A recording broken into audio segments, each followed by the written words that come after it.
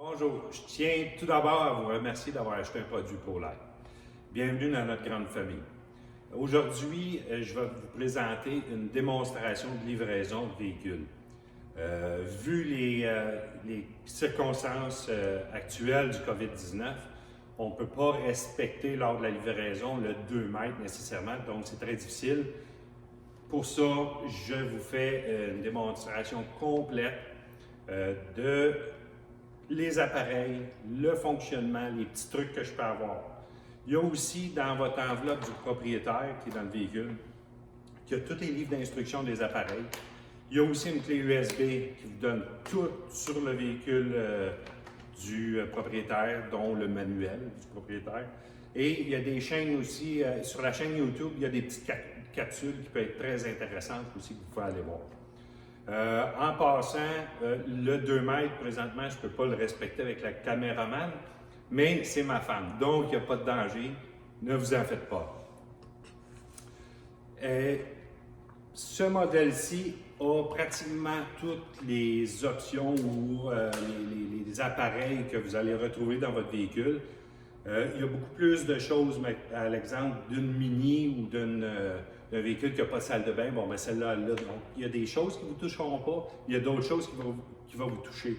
Donc, écoutez attentivement. Il y a aussi, un peu plus tard, on va vous montrer les véhicules avec des parties extensions, des toilettes à cassette, des auvents en pochette. Donc, c'est toutes des choses qu'on va vous présenter, le fonctionnement aussi. Donc, inquiétez-vous pas si on ne vous le montre pas tout de suite au départ, mais ça va suivre. Donc, aujourd'hui, j'ai choisi la Évasion. La Évasion va nous offrir à peu près tout ce qu'on a besoin de savoir. C'est le tout. J'aimerais préciser qu'on n'est pas des professionnels, autant comme animateur que caméraman. Donc, s'il vous plaît, soyez indulgents. On fait ça pour la cause. Merci. Pour commencer, je vais faire l'extérieur de votre roulotte et après ça, on fera l'intérieur. En avant, la chose la plus importante, le pare-pierre, la fenêtre pare-pierre, donc rock guard qui appelle en anglais. Vous avez 2 barreux pour l'ouvrir. On la monte. On a 2 petits papillons à un de chaque côté pour la tenir ouverte. Très important de garder une pente pour qu'il y ait d'accumulation d'eau. Et puis, s'ils ventent trop fort, des grands vents, fermez-le. Chose importante, avant de partir prendre la route, on le ferme et on s'assure qu'il soit bien verrouillé. Le vent, s'il est mal verrouillé, il prend dedans. À l'eau, il vient frapper sur le dessus de la roulotte. Je vous le dis, le pare-pierre ne se change pas. C'est la fenêtre au complet. Très dispendieux. Donc, à prendre soin vraiment avant de partir, ça doit rester dans votre tête. On s'assure qu'il est bien barré avant de partir prendre la route. Après ça, on a ici le gaz propane. La bouteille de gaz propane, on a le couvert de plastique. Le propane, je suggère de le laisser ouvert. Oui, il y a certains États aux États-Unis, vous renseignerez qu'on n'a pas le droit de rouler avec le gaz propane ouvert, mais ailleurs au Canada, il n'y a pas de problème. Pourquoi je le laisse ouvert? Votre frigo fonctionne sur la route au gaz propane. S'il s'éteint, il va se rallumer, il est électronique. Ne vous en faites pas avec ça. Pour changer la bouteille de propane, on doit, c'est exactement comme à votre barbecue de la maison, on doit fermer la bouteille, dévisser votre hose, sortir de là, vous enlevez le capuchon. On retrouve la bouteille de propane. La même chose que sur votre barbecue de maison. On a de chaque côté 2 tiges qui retiennent la bouteille en place. On a des écrous papillons en dessous. Je vous le dis, ça va vous prendre une paire de pinces pour dévisser le papillon et aller faire remplir votre bonbonne. On a des roulottes qui ont 2 bouteilles de propane ou l'option 2 bouteilles. Donc, c'est la même chose à l'exception qu'il y a 2 hoses. Conseil, ouvrez seulement une bouteille à la fois. Pas être mal pris d'avoir les 2 bouteilles vides en pleine nuit. Souvent, l'idéal, c'est qu'on ouvre une, quand elle est vide, on transfère, on rouvre l'autre, et puis on peut aller faire remplir votre bouteille. Donc, c'est une à la fois, ben, c'est préférable. Donc, pour la réinstaller, on la remet en place, on visse nos deux écrous, on s'assure qu'elle soit bien solide. Après ça, on vient rebrancher notre tuyau, puis on ouvre le propane. Chose à penser, quand vous allez avoir fait cette opération-là, avant de partir un appareil au propane à l'intérieur, partez-vous un rond de poêle pour faire sortir l'air qui a pu rentrer dans le système de gaz propane et faire que vous ayez une belle flamme en réalité. Parce qu'un frigidaire peut avoir beaucoup plus de problèmes à essayer de sortir l'air du système, ça prend vraiment pas beaucoup de débit. Donc, le rond de poêle, c'est la chose parfaite. Ici en avant, le reste, on va vous montrer une démonstration un peu plus tard dans la vidéo, comment atteler votre roulotte. Donc, on reviendra ici pour les crochets et les branchements. On s'en va sur l'autre côté. Ici en avant, du côté gauche, on retrouve la patte stabilisatrice. On a aux quatre coins de la roulotte. Il y a certains modèles qui ont juste deux pattes à l'arrière et d'autres modèles avec une aux quatre coins. Le fonctionnement, c'est pas dur. La manivelle se trouve être à l'intérieur dans votre coffre ou en dessous d'un banc dans votre véhicule. Comment ça fonctionne? Bien, on dévisse pour qu'elle monte et on visse pour la descente. Je vous suggère de mettre un bloc soit de bois ou comme ça en plastique. C'est vendu spécialement pour ça. Mettre en dessous pour être sûr qu'il y ait une meilleure stabilité. On donne une légère pression. Dites-vous une chose, c'est pas fait pour lever la roulotte. C'est des stabilisateurs et non des crics ou des jacks, communément appelés. C'est pour stabiliser quand vous marchez dans le véhicule qu'elle ne bouge pas. Si la roulotte n'est pas au niveau, ce qu'on fait, c'est qu'on va, avant de reculer sur le site ou quand vous arrivez à votre place, chimez-vous avec soit des blocs de bois ou d'autres pattes de plastique comme ça avec les roues. Vous mettez ça en dessous des roues pour reculer dessus pour ajouter les niveaux le mieux possible. Le niveau est important, surtout pour le fonctionnement du frigo.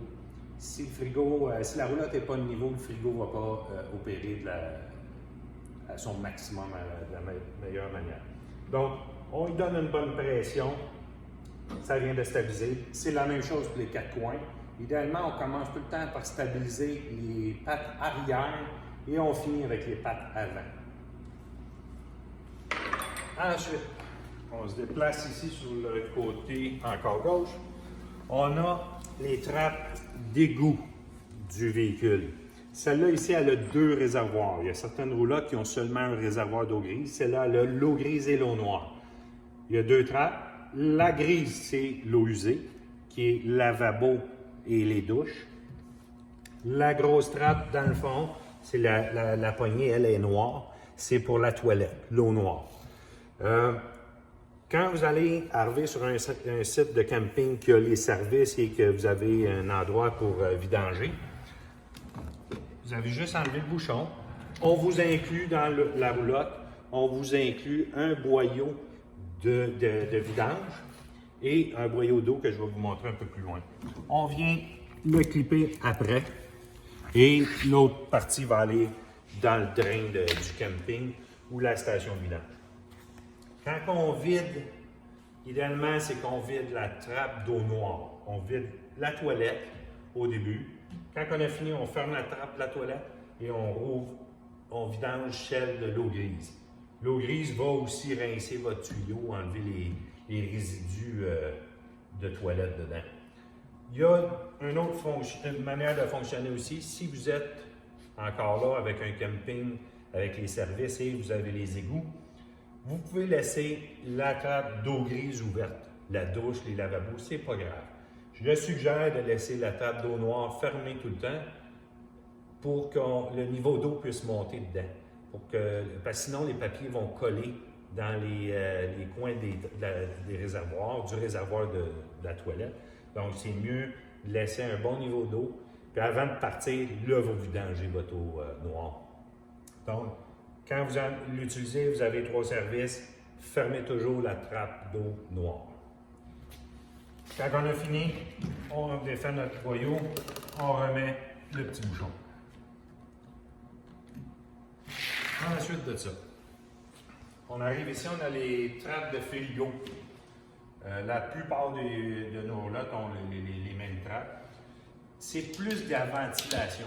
C'est des grilles de ventilation. Il n'y a pas grand-chose à faire là, à l'exception le technicien va venir faire un nettoyage du brûleur à l'entretien.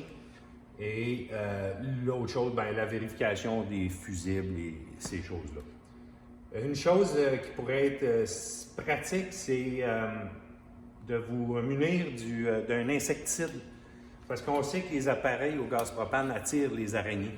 Les araignées vont souvent faire des nids dans le brûleur, autant du frigo que du chauffe-eau.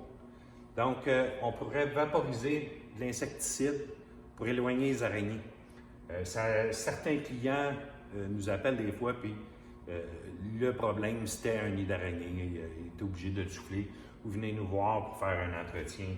Donc, ça peut être pratique de mettre de l'insecticide. Autrement, il n'y a rien à faire de spécial ici. C'est vraiment de la ventilation. J'ai des fois, quand il fait très chaud, suggéré à mon client d'ouvrir la grille du haut ou même les deux grilles pour ventiler. S'il fait 35-40, il fait très chaud, le frigo peut avoir un peu de misère à fonctionner. Donc, vous enlevez les grilles, ça va vous donner une meilleure ventilation. C'est pas souvent que ça va arriver, mais si ça vous arrive, bien, tant mieux. Vous le savez, c'est un petit truc. Assurez-vous qu'il soit bien barré, hein? Ça part au vent, sinon facilement. Ensuite de ça, on a les roues. Les roues, l'entretien, c'est graissage de roues à toutes les années, c'est préférable. Surtout si vous faites beaucoup de routes. Si vous faites plus de 15 000 km, ça serait bon de le faire, même si votre année n'est pas terminée. Donc, prévoyez-vous là au moins un graissage de roue une fois par année. Si vous ne roulez pas trop, ça pourrait sauter d'une année. De toute façon, dans le guide du propriétaire, dans le manuel du propriétaire, sur la clé USB, vous avez tous ces petits renseignements-là qui peuvent vous aider. Il y a aussi, quand on fait, nous autres, les entretiens, les techniciens vont faire l'ajustement des freins pour ceux qui ont des freins. Donc, en même temps qu'on graisse les roues, on va ajuster les freins, nettoyer les freins, puis l'inspection naturellement s'il n'y a pas lacune de ce côté-là. La pression des pneus, c'est 50 PSI. Je recommande entre 46 et 48 PSI.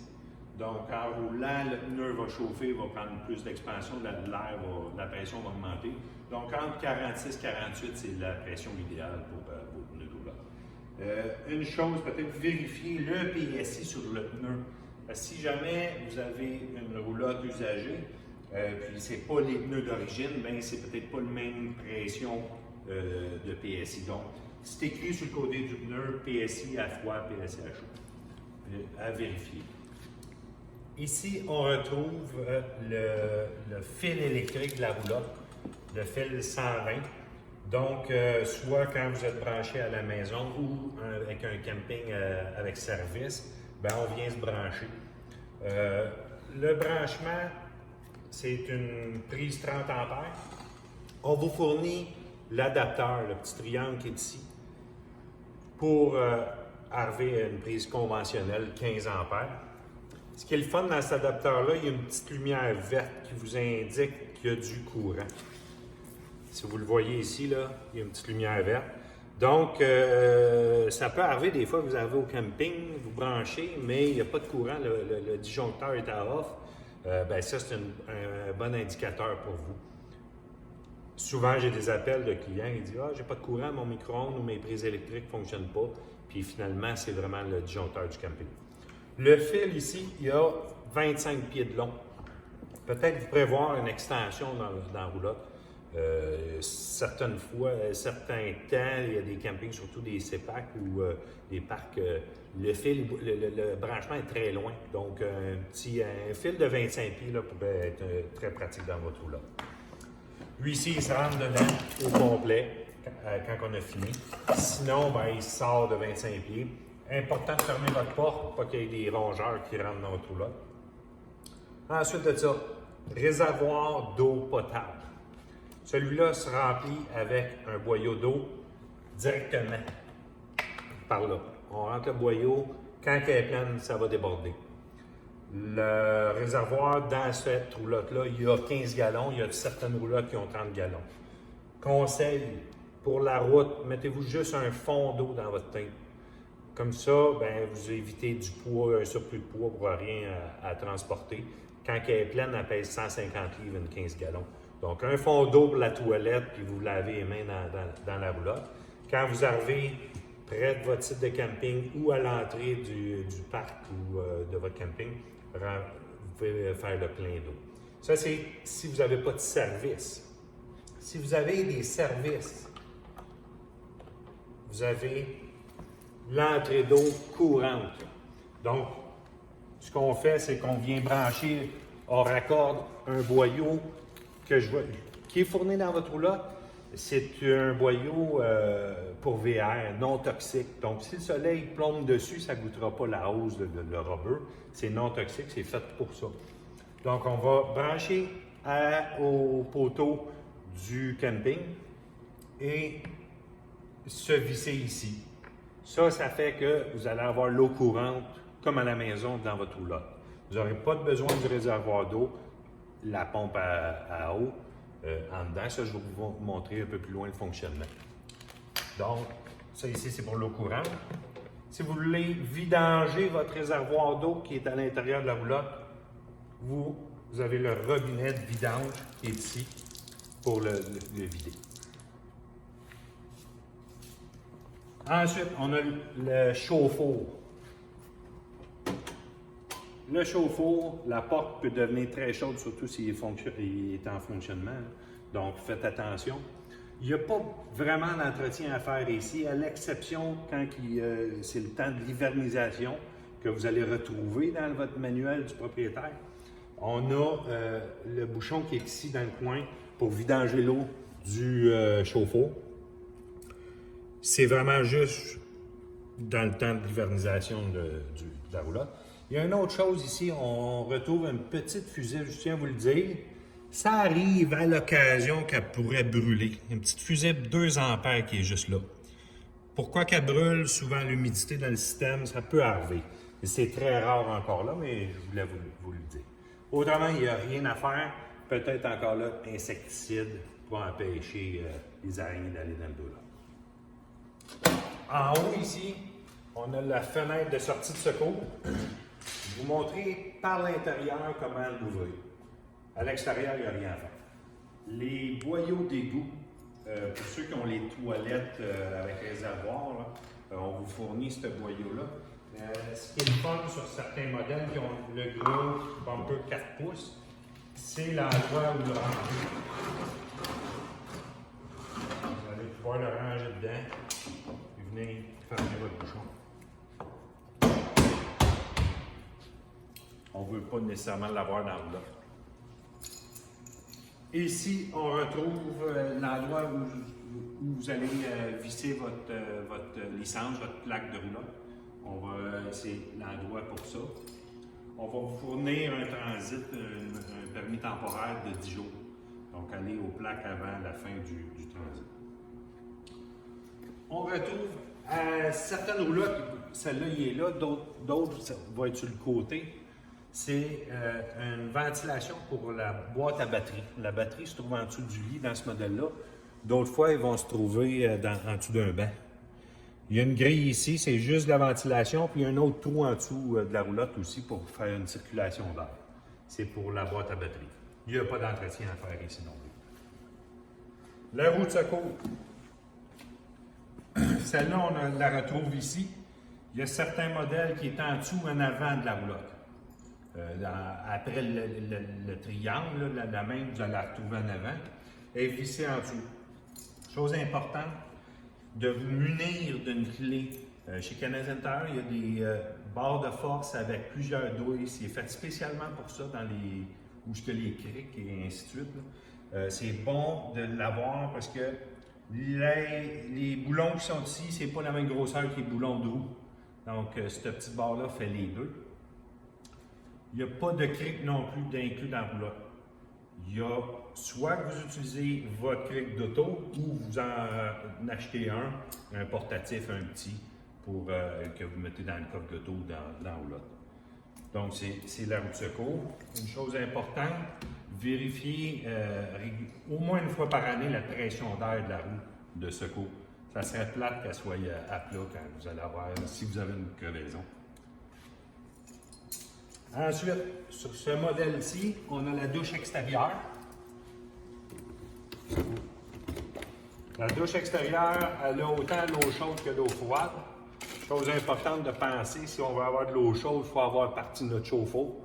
Je vais vous montrer à l'intérieur où on va partir le chauffe-eau pour avoir de l'eau chaude.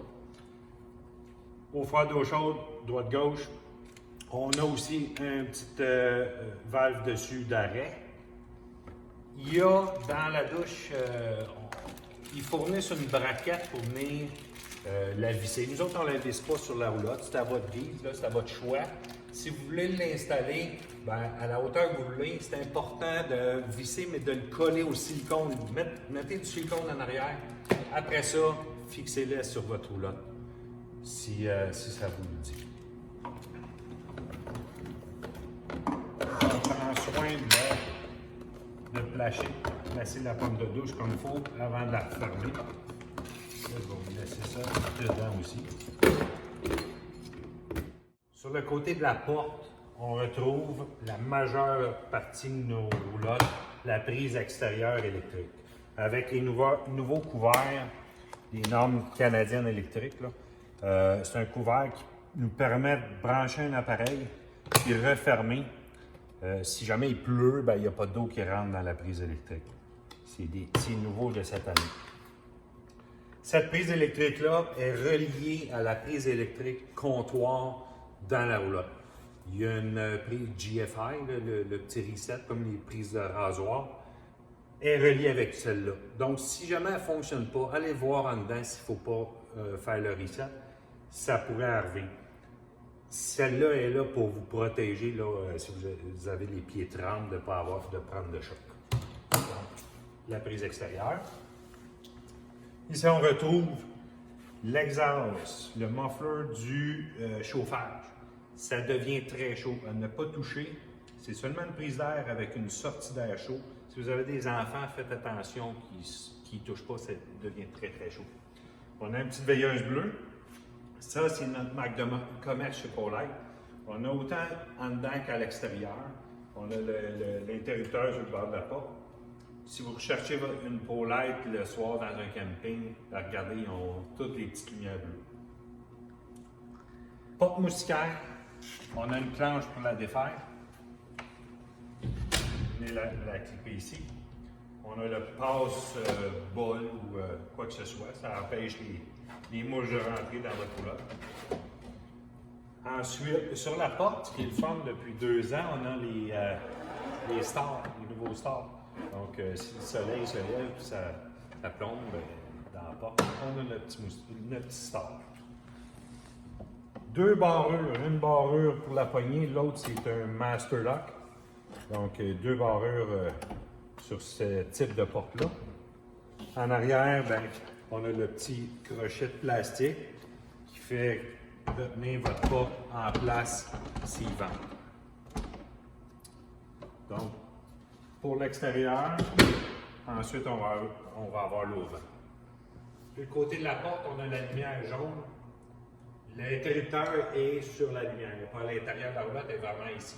Donc, pour l'allumer et la fermer. Maintenant, on est à l'intérieur.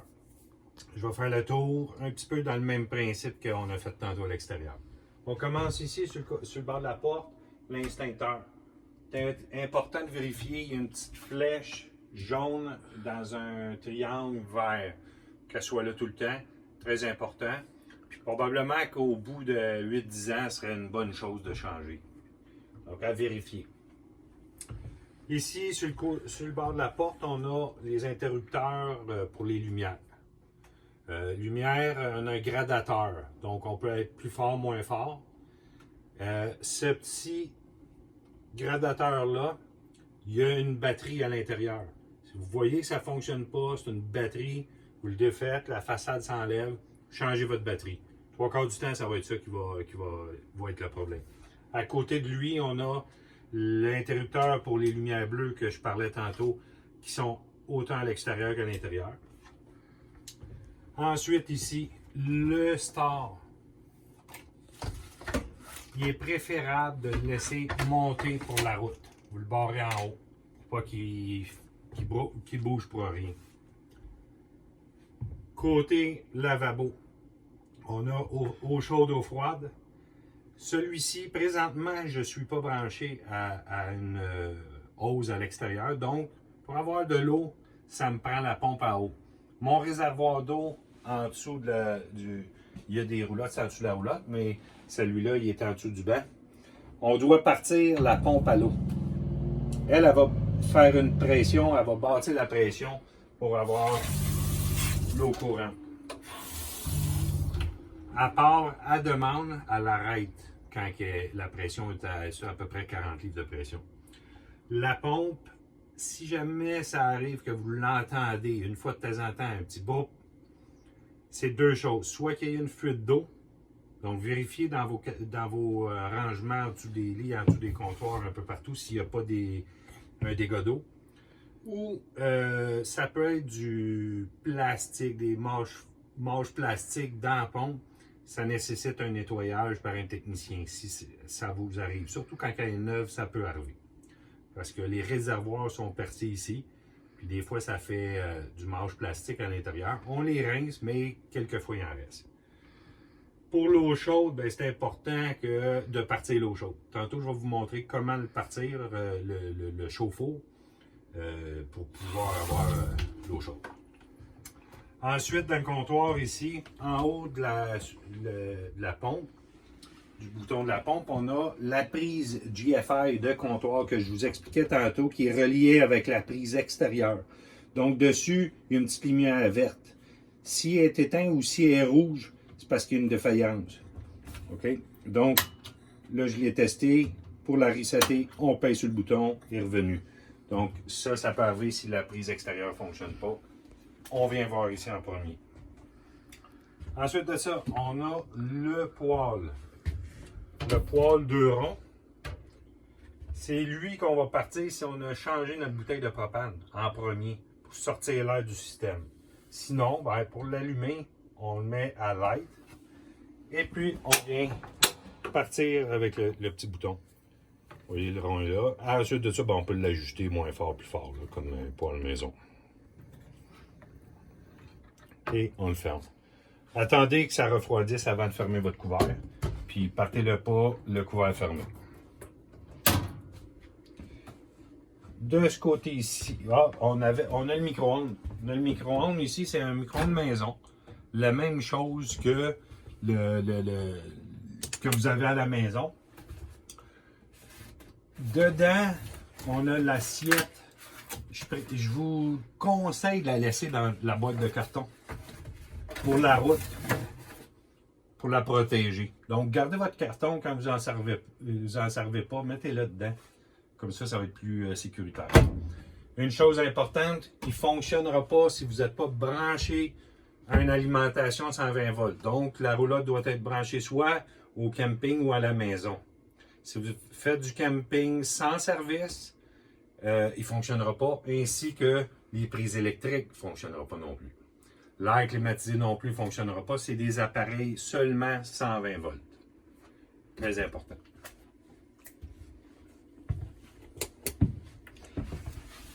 OK. Ici, on a le chauffe-eau, je vous disais tantôt. On a deux fonctions. Celui-là, là, c'est les interrupteurs, le chauffe-eau. On a la partie 110. On peut être, si on est relié à une borne électrique, on peut le faire fonctionner à l'électricité 120 volts.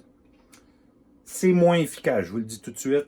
Le meilleur, c'est au gaz. Lui, c'est plus un maintien ou pour une petite douche, c'est correct. Ou de l'eau chaude, de la vaisselle.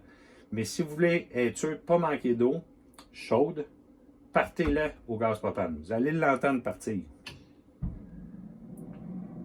Lui, il va partir, il va fonctionner à peu près 20 minutes la première fois quand l'eau est froide. Puis après ça, il va partir à demande. S'il a besoin de se réchauffer, il pourrait partir la nuit. Si vous n'aimez pas l'entendre, ça peut être une bonne chose de le laisser fermer pour la nuit. Autrement, ben, vous le laissez à on, il arrête, il part à demande, au besoin. il y a une lumière rouge ici. Les appareils au gaz propane, ils ont un cycle de démarrage. C'est 3 essais qu'il va faire. Après 3 essais, exemple, vous avez oublié d'ouvrir votre gaz propane, après 3 essais, il va arrêter.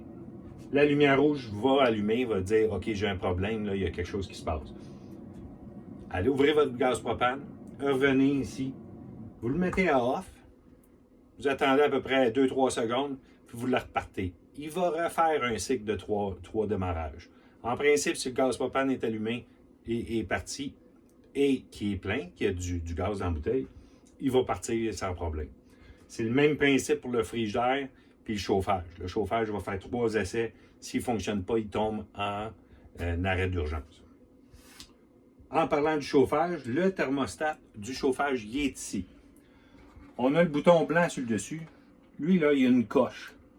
Il y a une coche pour le mettre vraiment à off. Ça veut dire si vous l'entreposez votre roulotte puis il fait en bas de moins 5, en bas de 5 degrés, excusez, il ne partira pas pour rien et brûler votre gaz pour rien.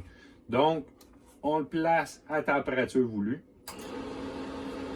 Il va partir, il va faire son allumage automatiquement. Il va monter à température dans le véhicule. La grille qu'on voit là, noire, c'est vraiment la grille du chauffage. C'est de là que la chaleur sort. Il y a quelques modèles qui ont des dots un peu partout dans la roulotte. Mais dans ce modèle ici, c'est un direct en avant. La chaleur sort de là. Il n'y a pas d'entretien à faire vraiment sur le chauffage. Lui, il vient de partir, il va chauffer, il va arrêter comme à la maison. Il va y aller sur demande au besoin. Il va partir, arrêter tout seul. Donc, vous sélectionnez la température voulue et c'est pas plus compliqué que ça. Vous avez fini, mettez à off, on clique. La fan va continuer le temps qu'il refroidit. Ça peut prendre 30 secondes, ça peut prendre 1 minute, il va continuer, il va se refroidir, puis après ça, il va s'éteindre. C'est seulement le ventilateur qu'on va entendre. Ça, c'est pour le chauffage. Ici, on a des prises, un centre de charge. On a la prise briquet ici, pour brancher une glacière ou un appareil de 12 volts. On a aussi les prises USB. On a 2 prises USB. Donc, vous pouvez charger vos cellulaires à partir de cette prise-là ou tout appareil avec prise USB. Ici, c'est un panneau panneau solaire. C'est une roulotte qui a été commandée avec panneau solaire. On va vous revenir tantôt dans la 12V, vous montrer le fonctionnement du panneau solaire. Sur toutes les roulottes ProLite, du côté inverse de la porte, opposé de la porte, on retrouve une fenêtre de sortie d'urgence. C'est une norme, c'est obligatoire. Le fonctionnement de la fenêtre, 2 choses. Peut servir juste comme un puits d'air, ou si on pousse plus loin, ça fait tomber la fenêtre et vous pouvez sortir. Chose importante de faire attention, c'est si vous avez des enfants qui n'aiment pas jouer avec la fenêtre. S'ils l'ouvrent trop grand, elle va tomber. L'autre chose, assurez-vous que vous soyez capable de sortir. Quand vous allez vous stationner au camping ou qu'il n'y ait pas un ravin ou un arbre qui vient obstruer la fenêtre. Et l'autre chose, c'est en roulant. J'ai beaucoup de clients qui ont perdu leur fenêtre de sortie de secours parce qu'ils ont oublié de la fermer, tout simplement. Donc, c'est important de la fermer au complet et de venir la barrer. Quand on est en urgence, naturellement, le moustiquaire s'enlève de là. Donc, voici le fonctionnement de cette fenêtre. Dans ce modèle-ci, on a un lit rangement. Donc, ça peut être soit un espace de rangement ou un lit superposé pour un petit enfant, maximum 150 livres. Ça peut être un petit adulte ou un enfant. Pour l'ouvrir, de chaque côté à l'intérieur, on a des barrures. On vient débarrer.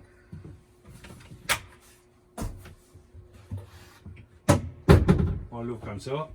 À l'intérieur, on a des petits panneaux de bois pour venir obstruer le trou de la porte de rangement de chaque côté. Et après ça, on place notre coussin et le lit est fait. Si vous ne servez pas comme lit, vous pouvez laisser le coussin à la maison. Ça vous fait plus d'espace de rangement à l'intérieur. J'ai des clients qui le laissent ouvert aussi. Et puis, il peut se mettre du rangement là avec un net ou quoi que ce soit. Si vous avez un enfant en haut qui est couché, je vous suggère les petites barrières, c'est à peu près 4 pieds de long. Les bras rentrent en dessous du coussin. Donc, le poids de l'enfant vient empêcher la barrière de bouger. Donc, ça peut être important pour un enfant pour pas qu'il tombe en bas. Sinon, ben, on fait la manière inverse pour le fermer.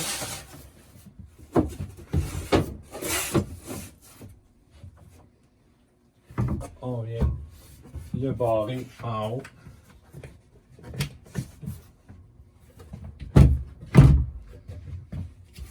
Barrez-le comme il faut, parce que sur la route, s'il est mal placé, ben, il pourrait rouvrir. Après ça, ben, dans ce modèle-ci, c'est le lit principal qui se trouve à l'arrière. Donc, très, très simple. C'est un divan-lit. On lève la façade, on la tire jusqu'à temps qu'elle barre, qu'elle bloque. Puis, on place les coussins. Voilà, le lit est fait. L'inverse. On va refermer. On soulève la façade et on le pousse jusqu'à temps qu'il vienne barrer en place. Et voilà. La table en avant de la roulotte, ou des fois en arrière, tout dépendant, est amovible. Okay? On a des pattes qui se replient tout simplement. C'est la table qui va servir de fond pour faire le lit. Donc, on plie les pattes, on descend la table sur les bouts de bois chaque côté, puis là, on replace nos coussins sur la table pour faire le lit.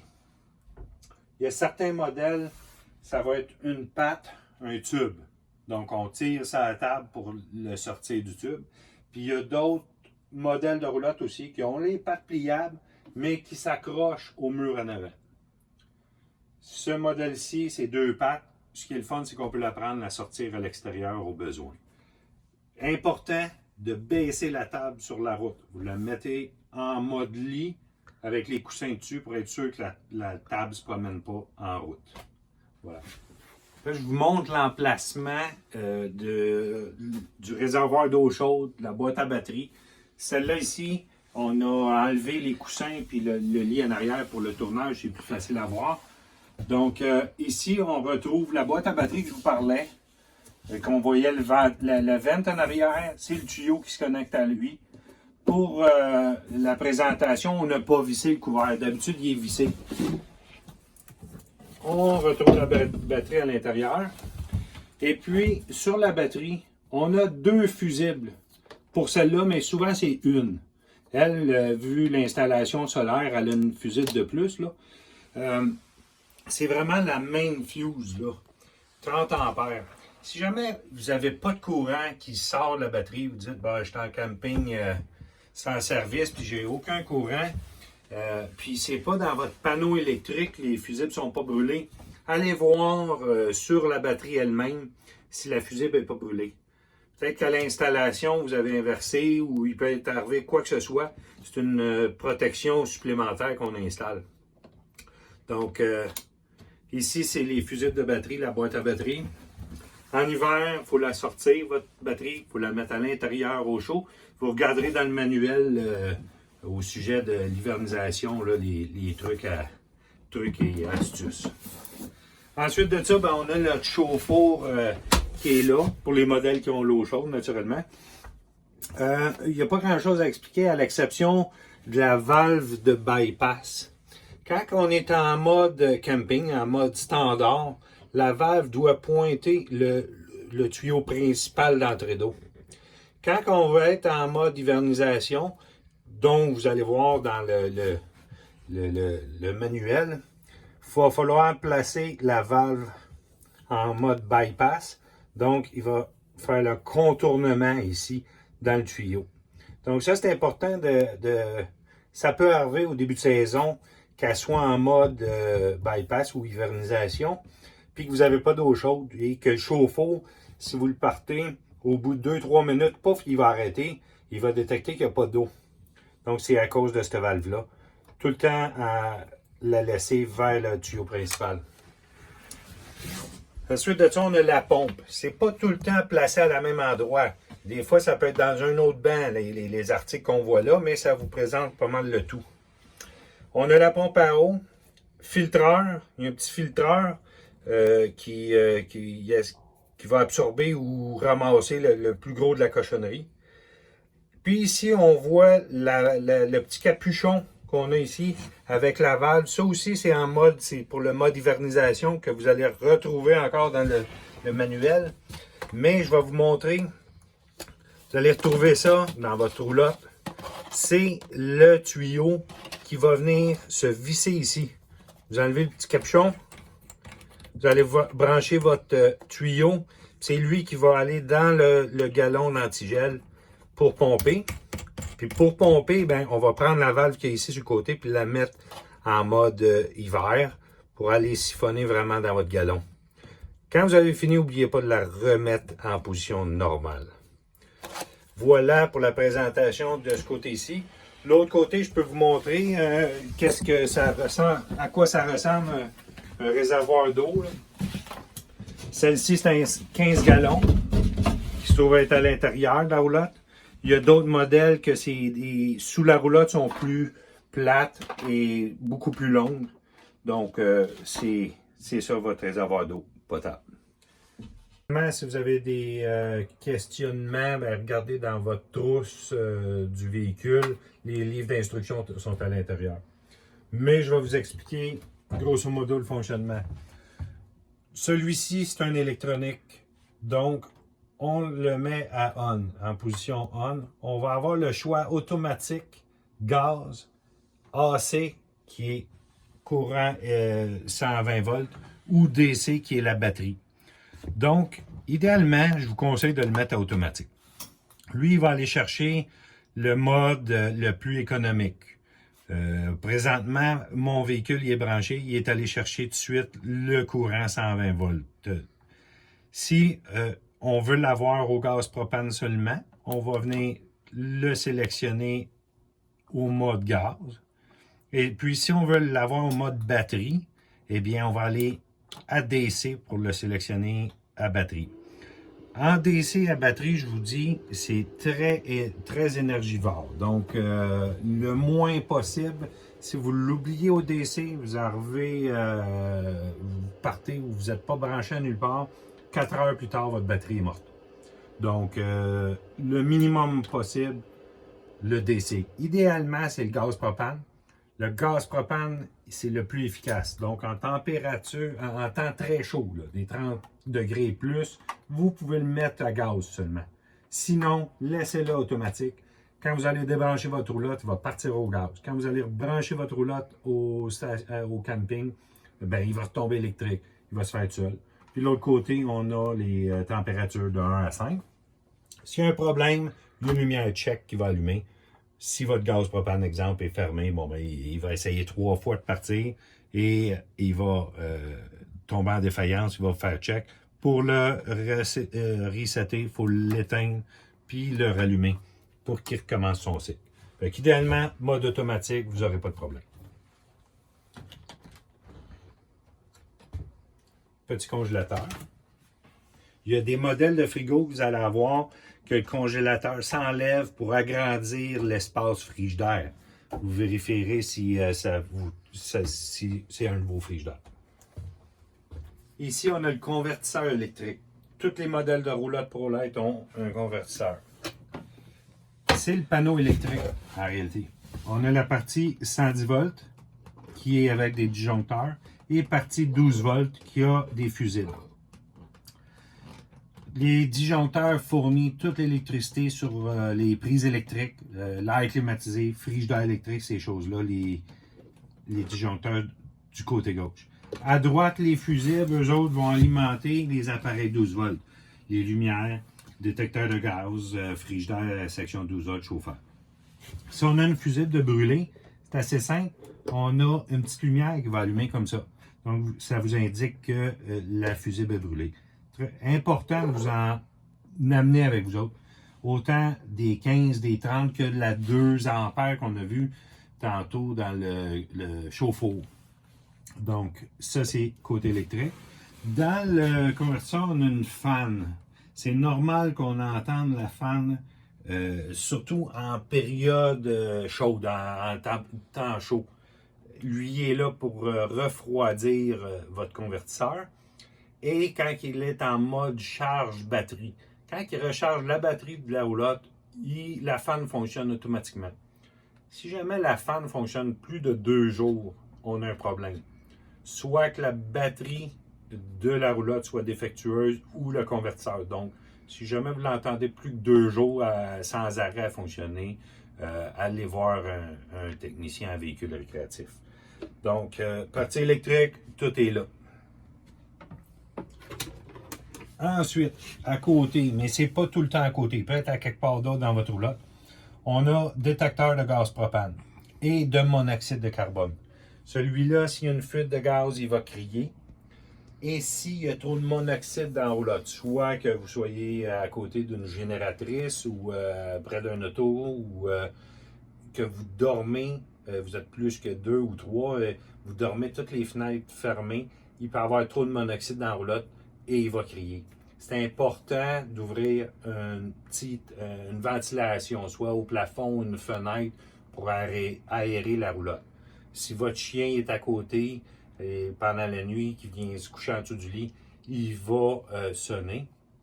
L'autre chose aussi, quand vous allez laver votre roulotte, ne lavez pas votre détecteur avec un produit fort et votre plancher, entre autres le pain-sol. Le pain-sol va le faire sonner. Et puis s'il sonne trop souvent, puis il y a certains détergents qui l'endommagent à tout jamais. Donc il va devenir trop fragile pour rien. Donc pas de pain-sol dans votre roulotte. Votre toilette dans la salle de bain, très simple. On a une pédale du côté droit de la toilette. Un petit peu, on met de l'eau. Puis au fond complètement, on flush. Donc, c'est pas plus compliqué que ça. Juste pour ajouter de l'eau, on pèse juste un petit peu sur la pédale, puis ça remplit la toilette. Ensuite de ça, dans cette roulotte-là, on a la fan Max Fan. Très, très pratique. Très puissante. On va la retrouver sinon dans le milieu de votre roulotte. On a 4 choix de vitesse. C'est très, très bien comme ventilation. Donc, c'est pas plus compliqué. On offre 4 vitesses. Quand on roule, fermez le couvert. Bien important de le fermer. Roulez jamais avec le couvert ouvert d'une ventilation de toit. Ça crée une succion. S'il pleut, l'eau va rentrer par les trous de drain de fenêtre dans la roulotte. Donc, à cause de lui, il y a une succion qui va se créer dans la roulotte, puis l'eau risque de rentrer. Donc, vous fermez le couvert tout le temps, puis vous pèsez sa poignée à bord. Il n'y a pas de risque qu'il rouvre en haut. Je suis ici pour vous présenter la toilette à cassette. Alors, on a plusieurs modèles qui ont ces toilettes-là. Très pratiques.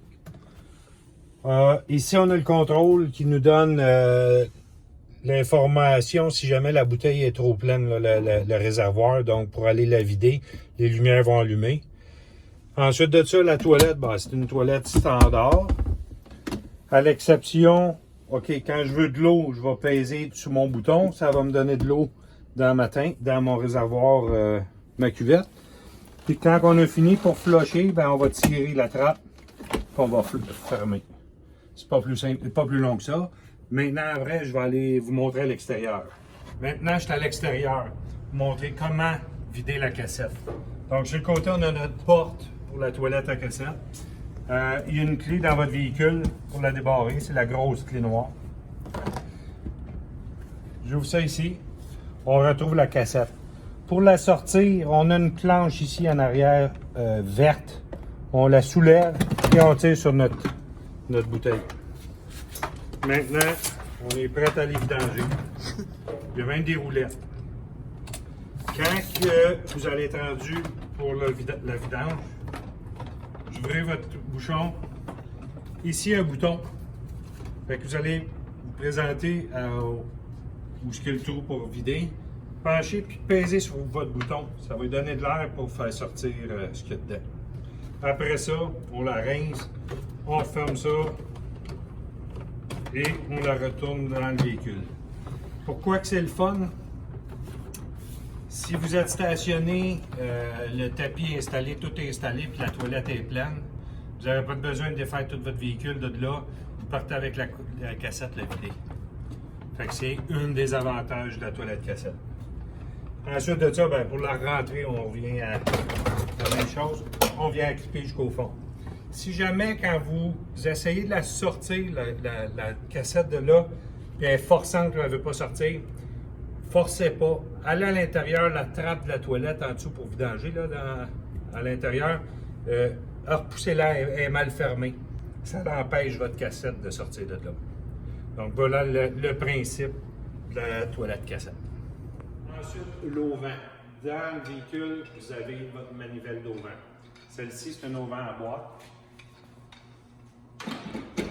On s'en vient ici et très simplement, on tourne la manivelle. Je vais arrêter à moitié chemin à peu près. OK? À moitié chemin, j'ai mes pattes qui sont dans l'auvent ici.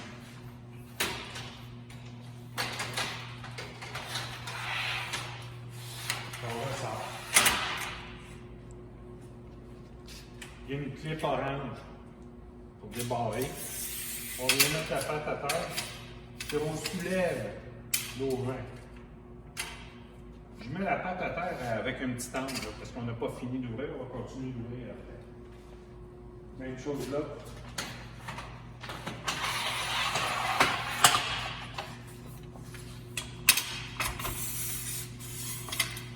Ces petites planches de plastique jaune, orange là, sont fragiles. Faites attention, forcez pas. Si elle ne veut pas fermer, il y a quelque chose de pas normal. C'est très fragile. Vous voyez l'angle que j'ai donné? Ça va me permettre, surtout quand je suis seul. Quand on est deux, ça va bien. Il y en a un qui craint, puis l'autre qui bouge les pattes. Je continue à ouvrir l'auvent. Faire attention qu'il ne glisse pas. Je vais les replacer encore un peu plus loin.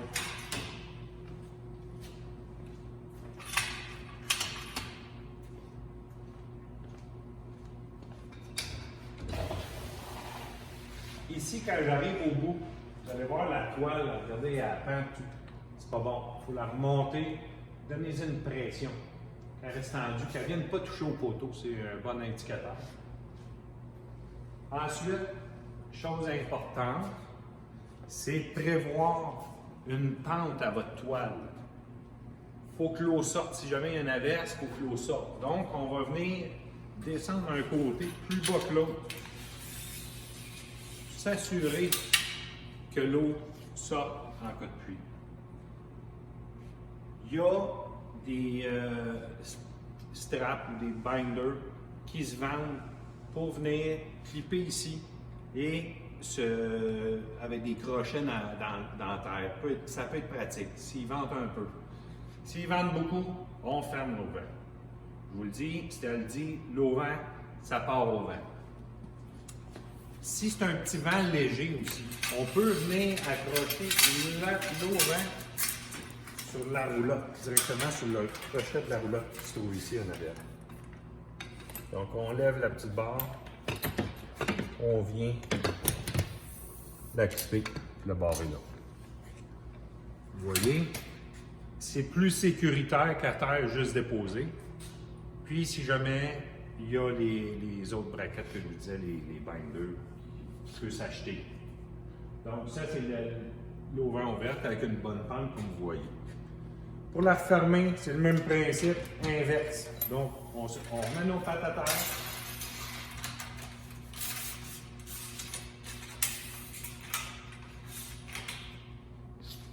On donne une petite angle. Elle se fait autant tout seul qu'à deux. C'est ça qui est le fun des auvents manivelles.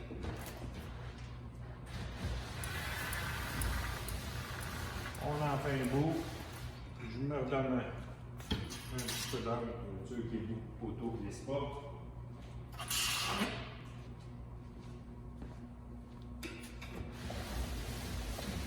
Je suis rendu à peu près à moitié. J'arrête ça là. Laissez le temps d'entrer vos poteaux en place. Les poteaux. Je vais vous le montrer ici à la caméra. Placez votre votre clip comme ça, puis venez l'accoter dans votre poteau et barrez votre planche orange ici. C'est l'endroit où ils doivent aller. Et après ça, on le rentre en place.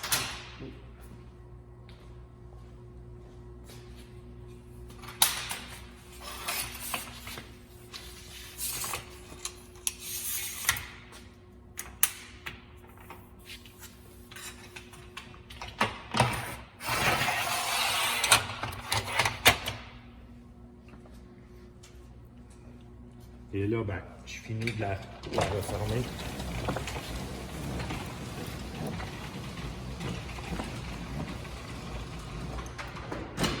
À clip, on s'assure qu'elle soit bien fermée. Puis dans votre enveloppe du propriétaire, il y a une chose, vous allez trouver deux petits crochets orange. On ne les installe pas dans la roulotte, on vous laisse le soin et le choix de l'emplacement. C'est fait pour accrocher votre manivelle dans la roulotte. Dans la salle de bain, dans un armoire, à votre guise. Maintenant, c'est la présentation de comment ouvrir un auvent en pochette. Bon, c'est pratique d'être deux personnes. C'est sûr que ça se fait tout seul, mais pour la cause, j'ai un assistant. On dézippe.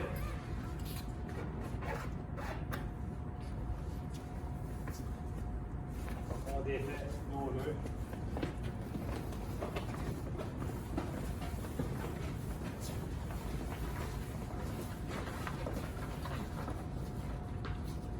Dans la roulotte, vous allez retrouver vos poteaux d'auvent. On sort de la pochette.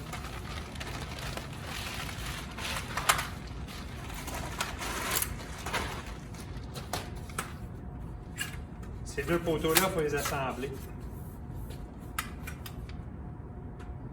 Ils se rentrent un dans l'autre.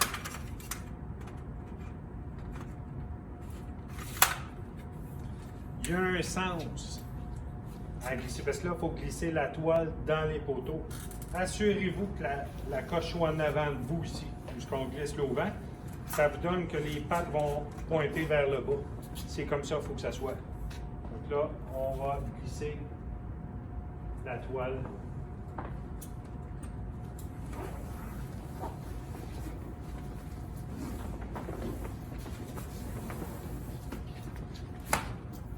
OK?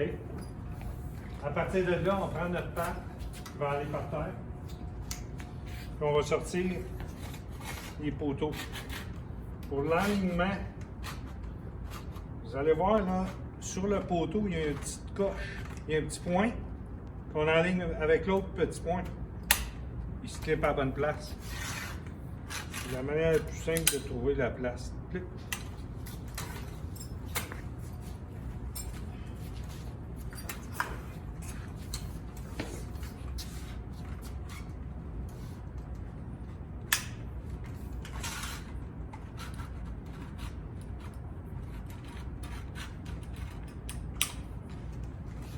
Ces deux pattes-là vont par terre. Après ça, dans le tube, il y a la partie qui va aller sur la roulotte créer la tension dans la toile. C'est deux tubes qui se rendent un dans l'autre, qu'on tourne pour les barrer. Eux autres, ils vont venir se clipper sur la roulotte. Il y a deux braquettes, un de chaque côté, pour venir clipper le poteau dans la roulotte. Donc, on crée une tension dans la toile et on serre notre poteau. Même chose de l'autre côté. Ça.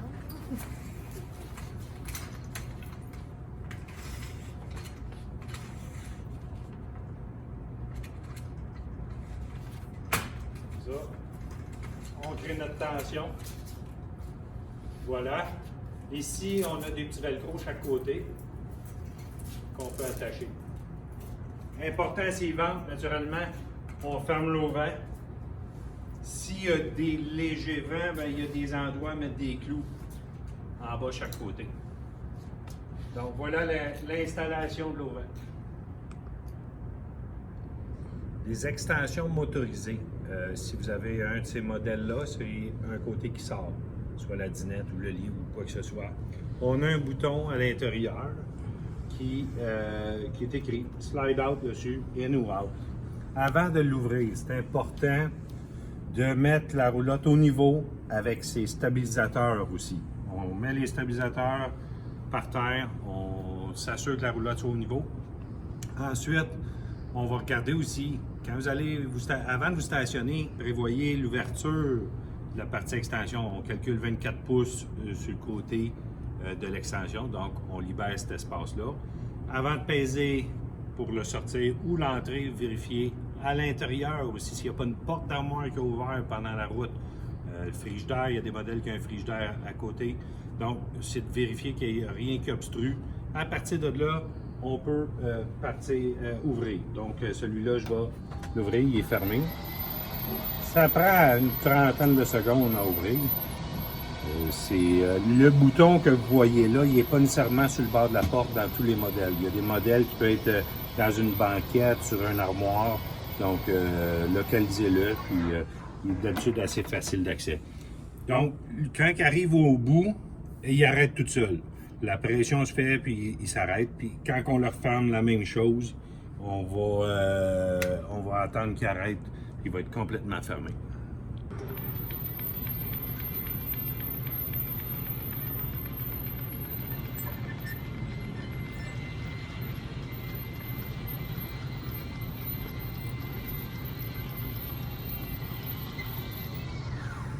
Si votre modèle de roulotte ou vous avez acheté un air climatisé, très important, fonctionne seulement quand vous êtes branché à des services, soit 30 ampères ou 20 ampères.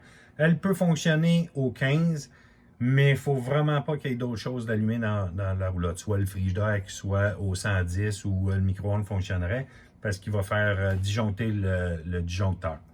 Donc, idéalement, c'est un 20 ou 30 ampères. Si vous avez à réserver votre camping, réservez comme en vue de ça.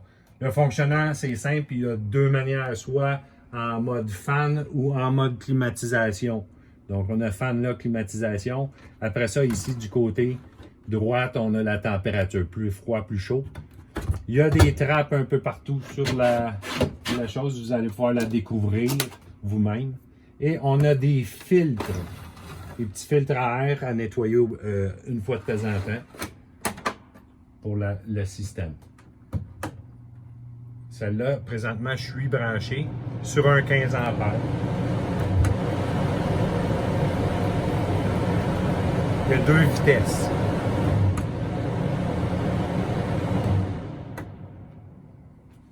Voilà. Nous sommes rendus à comment attacher votre roulotte à votre véhicule. Premièrement, on doit s'aligner sur la boule. La boule doit être une boule de 2 pouces. On doit s'aligner au-dessus directement. Il y a deux choses qui peuvent se passer. Soit que, idéalement, c'est comme elle est là présentement. La boule est plus avancée un peu que la poigne de roulotte. Donc, quand je vais descendre, elle va se placer tout seul à sa place. Ça, c'est la bonne manière. L'autre manière qui peut vous arriver, c'est si la roulotte est trop avancée. OK? Quand vous allez descendre la roulotte, elle va s'accoter, vous voyez, elle s'accote sur la barre, sur la barre. Mais elle nous donne l'impression d'être un peu à sa place. Là. Vous voyez là? Puis, elle nous donne l'impression d'être à sa place, puis elle fait même... Elle se barre quand même, la barrure. Mais pas à sa place, la roulotte. Donc, idéalement, là, c'est ça. C'est de vous mettre plus en avant, la boule en avant de la roulotte. Elle va glisser tout seul dans son trou. Vous voyez? Elle vient d'y aller. La hauteur de la boule peut changer selon le modèle de roulotte que vous avez acheté. Donc, vous pouvez, quand on va vous appeler pour la prise de rendez-vous, on va vous indiquer la hauteur de la boule. La hauteur, c'est le dessus de la boule avec le sol. C'est pas en dessous. Donc, on va arriver exactement à la bonne place. L'important, c'est que la roulotte, il faut qu'elle soit au niveau, qu'elle aille bien sur la route. Une fois le viré monté au complet, on va arriver, on on ne prend pas de chance, on barre tout de suite notre main. Si jamais vous êtes en pente, ça serait bon de mettre des blocs en avant des roues ou en arrière des roues pour être sûr que la roulotte ne bouge pas lors de l'attelage. Ensuite, on a le fil sabrin. C'est important que ça soit un sabrin. Faites filer votre véhicule en conséquence parce qu'il y a dans le sabrin, parce qu'il y a des couettes 4 et 7. La 7 permet de charger la batterie en roulant.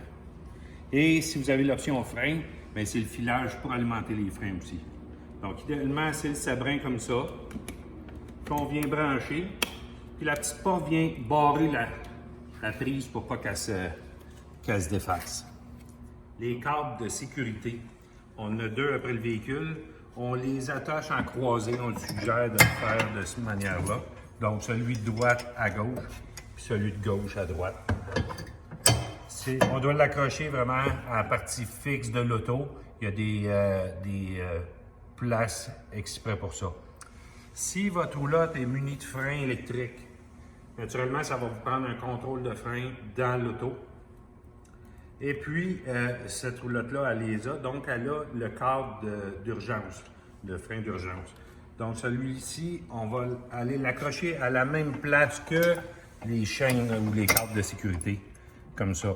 Donc, si la roulotte décroche, bien, celui-ci va actionner il va tirer sur une goupille, puis il va actionner les freins de la roulotte, pas qu'elle s'en aille toute seule. Le câble, c'est important qu'il ne traîne pas à terre. Assurez-vous de le placer en conséquence, qu'il ne frotte pas à terre en route. La barre anti-rouillé. Si vous l'avez acheté lors de l'achat de votre roulotte, c'est cette barre-là ici. Elle, on installe une boule sur votre attache remorque d'auto. Faites-vous-en pas si vous ne l'avez pas. Nous autres, on a tout ici pour vous l'installer. On va le souder après la barre. Celle-là ici, elle vient sur la petite boule-là. Elle rentre dans l'autre sur la roulotte. On a 2 barres, 2 clips pour la barre en place. Ensuite, ici, on a la petite poignée qu'on va venir serrer. OK? Serrer assez fortement, surtout d'une journée venteuse. Une fois qu'elle est bien serrée, on revient d'un quart de tour. Chose importante, c'est que si elle est bien serrée et comme ça, faut pas. Parce que quand on va tourner, elle va venir accrocher l'auto. Il faut qu'elle soit en haut, en arrière ou comme ça. Pas trop bas non plus, là. Donc, c'est le principe de l'anti-roulis. Celui-là empêche la roulotte de soigner ou de promener en arrière. Une journée venteuse ou si jamais vous avez un obstacle, un chien qui traverse la route ou un coup de roues donné, elle va empêcher la roulotte de partir en queue de poisson en arrière. Une autre étape importante, c'est la barrure pour la main en avant. C'est une loi. C'est obligatoire d'avoir un cadenas qui va venir barrer pour être sûr qu'il n'y ait personne qui le détache ou qu'elle s'ouvre seule. Donc, on vient la barrer avec un cadenas à clé. C'est obligatoire. Je vais vous montrer tantôt dans la petite trousse de livraison des choses qui pourraient être pratiques pour vous, dont ces cadenas-là. Avant de prendre la route, tout est attelé. Il reste à vérifier le fonctionnement des lumières avec la roulotte, l'auto et roulotte. Donc, on va allumer les lumières de l'auto. Mettez-la en position on ou faites partir la voiture pour être sûr que les lumières allument. On vérifie sa roulotte si toutes les petites lumières allument tout le tour. On va regarder les flashers, les clignotants à gauche et droite. Faites-vous-en pas si les clignotants à droite et gauche fonctionnent, donc les lumières à frein fonctionnent. Si vous êtes seul, des fois c'est plus dur d'aller voir si mes freins fonctionnent. Ça, c'est automatiquement, c'est fait comme ça. L'autre chose, c'est si vous êtes muni de frein sur la roulotte puis vous avez un contrôleur de frein dans l'auto, il y a un ajustement. Il y en a plusieurs modèles qui ont des chiffres dessus, 1 à 10. Pour commencer, j'irais mettons à 4-5. Vous allez commencer à rouler avec. Ça prend à peu près une dizaine de stops, d'arrêt stop pour dire que la roulotte va commencer à freiner vraiment à sa pleine capacité. Donc, faites-vous-en pas si vous partez, elle ne freine pas beaucoup, puis à un moment donné, là, elle freine trop. L'important, c'est qu'il ne faut pas sentir la roulotte freiner l'automobile. Il ne faut pas sentir la roulotte pousser l'automobile. Donc, il faut être vraiment entre les deux. Les freins de la roulotte sont vraiment consacrés à freiner la roulotte. Faites pas freiner votre auto avec ces freins-là. Donc, l'ajustement est sur le côté, vous allez voir là, plus ou moins, ou des fois c'est une petite roulette. C'est la manière de le faire. Et avant de partir, bien naturellement, comme je disais au début, vérifiez que votre fenêtre regarde soit bien fermée, les dômes, la porte soit barrée, les portes de coffre, tout soit ramassé, tout soit prêt à partir. Et bonnes vacances. Le mot de la fin, des petits trucs, des petits accessoires que je vous conseille. Si c'est moi qui vous aurais donné la démonstration, je vous aurais suggéré ça. Donc, on commence. Bloc de plastique pour bloquer les roues. On achète 2 ou 4 en avant, en arrière de la roue. Les petits blocs de plastique mettent en dessous des pattes stabilisatrices. Je vous ai expliqué déjà. Petite affaire pratique, un niveau. Les petits niveaux, on les installe au service lors de la livraison si vous en voulez. Ils sont prêts après la roulotte, donc vous ne cherchez pas votre niveau. Le kit de roulement, de bearing ou de roulement, un petit kit que vous gardez dans votre roulotte en cas de problème. Tous les garagistes peuvent remplacer vos bearings vu que vous les aviez. Ensuite, régulateur de pression d'eau, c'est assez pratique parce que des fois, il y a des campings qui ont beaucoup de pression d'eau. Ça peut être dommageable pour les systèmes de plomberie. Ça, c'est un petit gadget pour remplir le réservoir d'eau. Ça va porter l'eau plus loin, ça n'éclabousse pas partout. Côté au vent, j'ai ce modèle-là, c'est des straps qui viennent à terre avec des crochets. C'est le kit complet pour tenir l'eau vent en place si jamais il vente. En anglais, tie down.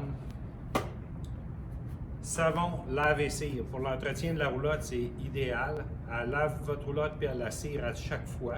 Puis vous pouvez aussi l'utiliser pour l'automobile, ça fait un très beau travail. Silicone en spray. N'importe quelle sorte, un silicone où c'est pour graisser les charnières, les pattes stabilisatrices. Il y a une vis sans fin. Parfait, le sable ne colle pas dedans. Vous pouvez vaporiser. Et puis les extensions motorisées aussi. Le mécanisme, avec ça, je le graisse. Côté sécurité, important, le kit de cadenas. C'est obligatoire pour la main en avant que je vous expliquais. Mais dans ce coffre-là, on a la main, on a pour, si jamais vous laissez votre roulotte toute seule dans le camping ou n'importe quoi, pour barrer la boule. Et puis, sur l'automobile, pour ne pas vous faire voler votre cochon, votre boule qui rentre dans le carré de la roulotte, de l'auto. Donc, c'est une petite barreuse, ça aussi, qui peut être très pratique. Pas trop dispendieux, puis c'est toute la même clé. Donc, c'est bien. Après, ben, on a tapis-de-sol ProLite, naturellement. Un beau tapis-de-sol qui est perforé, donc le sable, quand vous le pliez, le sable sort tout dedans. On a la housse pour VR, pour l'hivernisation, ou si vous l'entreposez en été, ça protège aussi du soleil. Très belle housse, très bien faite. Ensuite, j'ai la chaise pliable. On adore ces chaises-là. J'en vends des tonnes de copies à toutes les années. Les gens l'adorent. Il y a aussi la table sur quoi je présente. Une belle table pliable qui roule puis qui vient dans une pochette comme ça.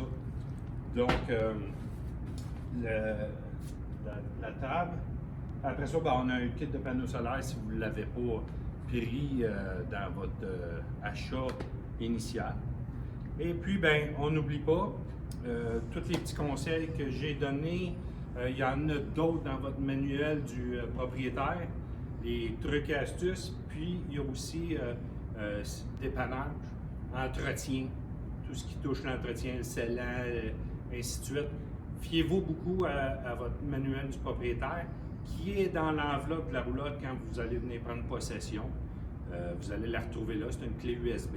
Donc, je pense que j'ai fait le tour et à bientôt. Bonne saison. Maintenant, c'est la présentation de la 12V, la démo de la 12V. C'est une nouvelle petite roulotte à énergie renouvelable, entièrement électrique. le fonctionnement, on a fait un petit dessin ici. Donc, le principe, c'est que notre soleil va charger notre batterie. De la batterie, on va passer dans une machine qui s'appelle l'onduleur. L'onduleur, lui, il prend la batterie pour faire du 120 volts. Pour alimenter, par exemple, votre chauffage, la plaque de cuisson, le micro-ondes, séchoir à cheveux, ces choses-là. Donc, il faut bien comprendre qu'on prend de la batterie, donc du 12 volts, pour transformer à 120 volts. Le soleil va tout le temps recharger. Il y a plusieurs manières de faire pour recharger. Soit par le soleil, soit en roulant. Quand que votre voiture est branchée, elle va recharger aussi votre batterie. Ou en étant branché. Quand on prend le véhicule, on a le même fil que toutes les autres roulottes à l'extérieur de 25 pieds. On va se brancher dans une alimentation électrique. L'onduleur devient un chargeur. Donc, lui, il va recharger votre batterie en raison de 100 ampères-heure. C'est très rapide, très puissant. Donc, 1 heure ou maximum 2 heures, votre batterie va être pleine et prête à repartir. Mais le principe de la 12V, c'est de savoir calculer son énergie. Il faut penser de prévoir, exemple, avant la nuit, de voir l'état de votre batterie. Elle est à combien? On a tous les cadrans pour ça à l'intérieur que je vais vous présenter bientôt. On a le cadran qui vous donne l'état de la batterie, le pourcentage, l'état de charge que le soleil vous donne, ainsi de suite. Donc, il faut prévoir avant la nuit, d'avoir au moins 50% de batterie. Exemple, si vous voulez avoir un peu de chauffage, bien, pendant la nuit, votre chauffage va pouvoir fonctionner, votre frigidaire va continuer à fonctionner, ainsi de suite. Le lendemain, quand le soleil va se lever, une chose à ne pas oublier, une 12V, c'est important quand on parle du solaire, il faut être au soleil. C'est certain que l'emplacement au camping, on essaye d'être à un endroit où la roulotte va recevoir le soleil. Les panneaux solaires, les 2 panneaux sont sur le toit. Donc là, on se place en conséquence. Donc là, on prévoit notre nuit. Mais en principe, votre véhicule devrait se recharger par lui-même en soleil, en roulant aussi. Donc, il y a plusieurs manières de le prévenir. Maintenant, je vais vous présenter les panneaux pour question de faire comprendre un petit peu là, la suite des choses. Donc ici, on a le premier panneau qui est le panneau des panneaux solaires. Donc, lui, il nous donne l'état. Comme présentement, ma batterie est à 90%. Je repèse une autre fois, elle est à 14,1 volts. Elle est très, est à veille d'être à 100%. Ce ne sera pas très long. Présentement, le soleil me donne 3,5 ampères. Là, c'est nuageux présentement pour moi. Celle-là, c'est le côté panneau solaire. De l'autre côté, on a le panneau de l'onduleur. Donc, l'onduleur, lui, il va nous créer du 110 volts au besoin, naturellement. Présentement, il est éteint. Tous mes appareils, 12 volts, mes lumières, ma pompe à eau, mon frigidaire fonctionnent. Parce que le frigidaire, il est seulement 12 volts. Donc, il va tout le temps fonctionner sur la batterie. Donc, présentement, tout est fonctionnel à l'exception des prises électriques, du micro-ondes, puis tous les autres appareils que je pourrais brancher dans les prises électriques. Pour avoir de l'électricité 110, vous voulez faire bouillir de l'eau, par exemple, dans une bouilloire électrique, vous allez brancher votre bouilloire, vous allez venir ici sur l'onduleur, puis le mettre en fonction. Là, présentement, moi, j'ai pris un petit chauffage. J'ai mon chauffage ici que je vais pouvoir faire fonctionner. N'oubliez pas, ma roulotte n'est pas branchée présentement nulle part, là. C'est seulement en batterie. J'ai mon petit chauffage électrique 110 volts qui fonctionne. Lui, il peut fonctionner jusqu'à 45 minutes consécutifs. Ou alterner, vous allez alterner parce que le chauffage, il y a un thermostat dessus. Et qui va monter votre température dans la roulotte, il va arrêter. Donc, c'est très rare que le chauffage va fonctionner plus que 45 minutes pendant, exemple, une nuit. Il va partir 3, 4, 5 fois. C'est une roulotte isolée. Donc là, ici, sur notre panneau d'onduleur, il me présente combien de courant je tire. Présentement, je tire 63 ampères à l'heure sur la batterie. Donc, cette batterie que j'ai présentement devrait avoir c'est une 100 ampères. Donc, je serais bon pour 1 heure et 15 minutes à peu près là, de fonctionnement à ce niveau, cette puissance-là. Donc, ça me donne le courant que je tire.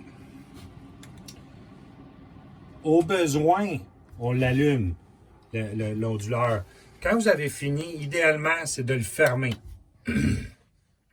Comme ça, il ne dépense pas d'énergie inutilement sur la batterie. Une chose importante, vous avez vu, on a le centre de charge comme les autres modèles. Votre cellulaire ou votre ordinateur, si on est USB, branchez-vous USB au lieu de venir vous brancher ici puis de partir l'onduleur pour rien.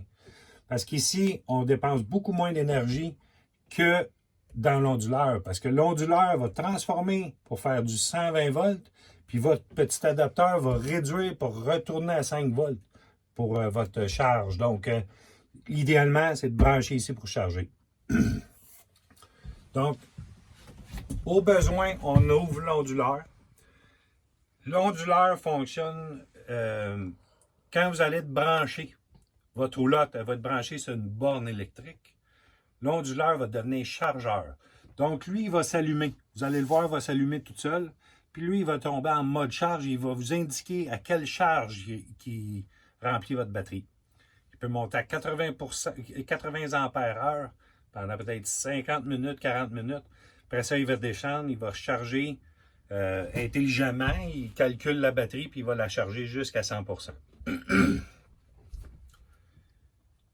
Une chose importante de la 12V, c'est que si vous êtes en mode de l'onduleur à on et que vous n'êtes pas branché à l'extérieur, le moment quand vous allez vous brancher, il va tomber en mode charge comme je vous l'ai expliqué.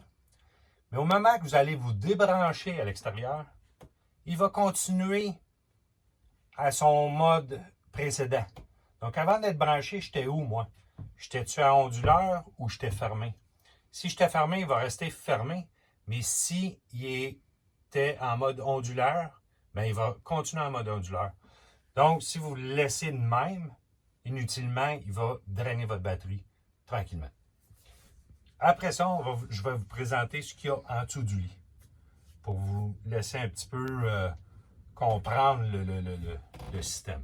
Bon, maintenant, c'est en dessous du lit arrière de la 12V. C'est où est-ce qu'on retrouve le gros système électrique complet. Donc, pour commencer, on a notre entrée électrique principale. Le fil 120 volts qui vient de l'extérieur.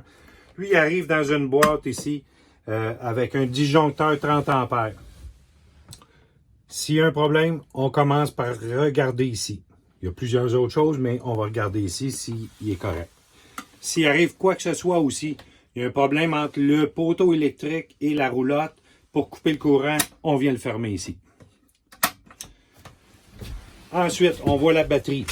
OK, ici, on a une 100 ampères AGM. On a sur la batterie deux fusibles. Une qui est pour le panneau solaire, une qui est le main fusible qui s'en va alimenter le convertisseur électrique. Ces deux fusibles-là, c'est à vérifier si jamais on a un problème ou quoi que ce soit. En principe, ça ne devrait pas arriver.